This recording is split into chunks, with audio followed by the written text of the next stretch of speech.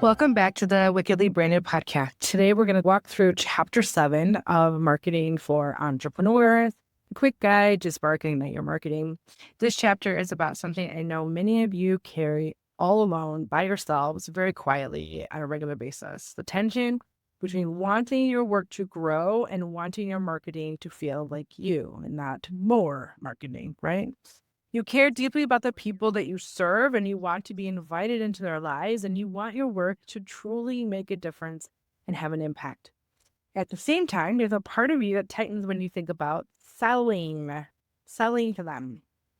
I see this all the time as part of our Brand Spark experience and our Branding Night Intensive. Founders who are brilliant inside the room with clients, they're present and insightful and generous. And then when it comes to time to write the post and invite someone to work with them, their language shifts.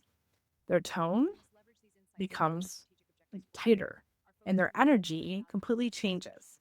It starts sounding like marketing instead of a conversation. And that shift can create some friction with potential clients. The brain is wired to detect incongruence. So when tone and identity feel misaligned, some alarm bells begin to ring in your target audience's head. Your audience can feel it. You feel it. And when you do, and when they do, your engagement drops.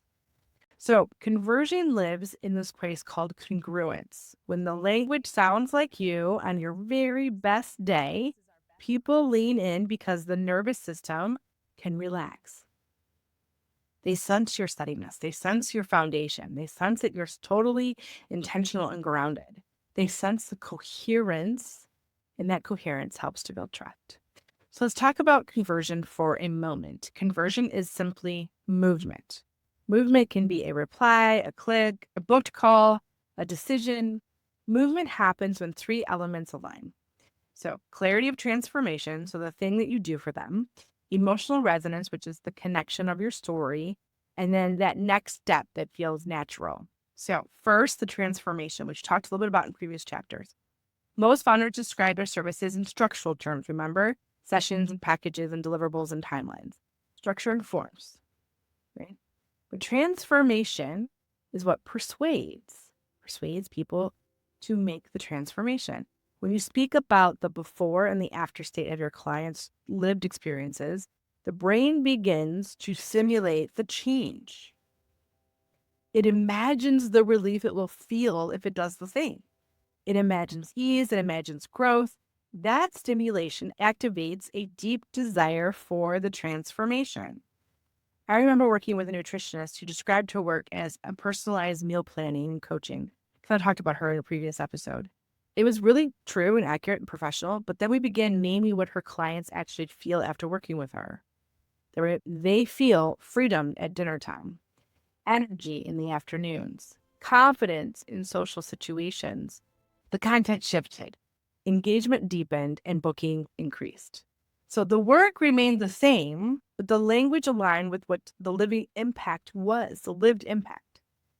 So the second is emotional resonance. Emotion drives decision-making more than logic ever will. Research consistently shows that emotional memory imprints more deeply than factual recall.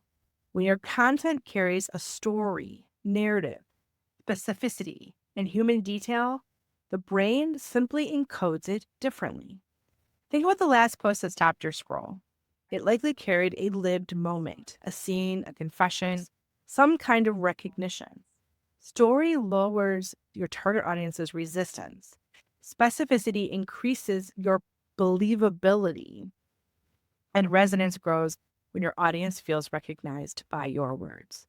So this is where narrative overreaching becomes even more powerful. When you describe the season someone is navigating, rather than the demographic box that they fit in, your message carries far more recognition.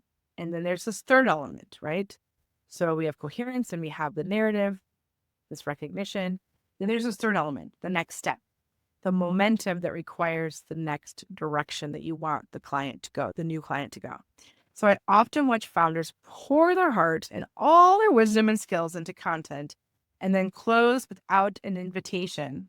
The audience feels moved and then they're uncertain. The brain appreciates the clear pathways that you provided when you offer one next step. The mental load decreases, decision fatigue reduces, and action then increases. The next step can be very simple. Send me a message, download the workbook, book a call, reply and tell me what has resonated. Direction supports the movement you want your target audience to make. Movement builds the momentum. We're always trying to reach the momentum. In all these chapters, we're leading to trust and momentum and visibility. It makes it easier when we have momentum. So momentum is kind of the ultimate goal. So let me share a story. Lauren, she's an artist we talk about in the book. She carried a really deep emotional intelligence and vision about what she wanted to do in her experience. And her early content centered on art workshops and retreats. Really beautiful offerings, things that would probably change people's lives, honestly. But then she began talking about what her clients experience inside of those workshops. The return to self, the permission to rest, the reconnection to the outside and nature. She began ending posts with simple invitations. Join the next retreat. Listen to the podcast. Reach out if this speaks to you. And her engagement deepened because the resonance and the direction aligned for the first time. And conversion followed. I want to name something really important here. High integrity marketing requires you to be present. When you write from your lived experience rather than some borrowed urgency, your audience feels your groundedness and your steadiness. And that steadiness creates safety for them. And that safety invites them to make a decision with you. If your content feels forced when you read it aloud, pause. If it sounds like something you would never say over coffee with a client, change it. Flow matters. Tone matters. Congruence matters. Inside of our Brand Ignite Intensive, we often rewrite one piece of content together. We slow it down, we remove any industry jargon, we anchor it in a story, and we align it with their voice.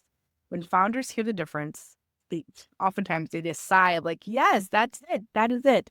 This relief can signal to you your alignment. Is it aligned with me or is it not? Alignment supports you being consistent. That consistency that builds your reputation, and that consistency compounds, right, over time.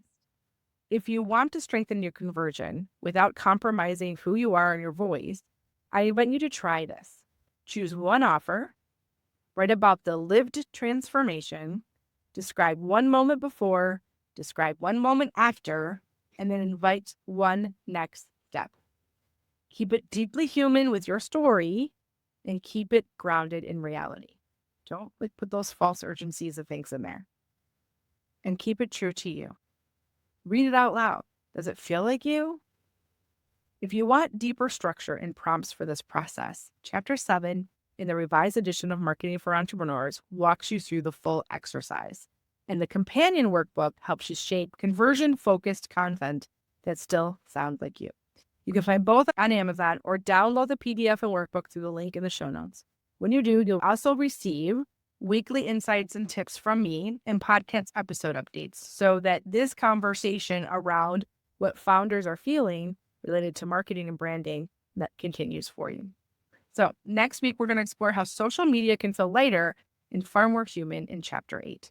Until then, I want you to choose what fits your life and stay with it long enough to see and watch it grow.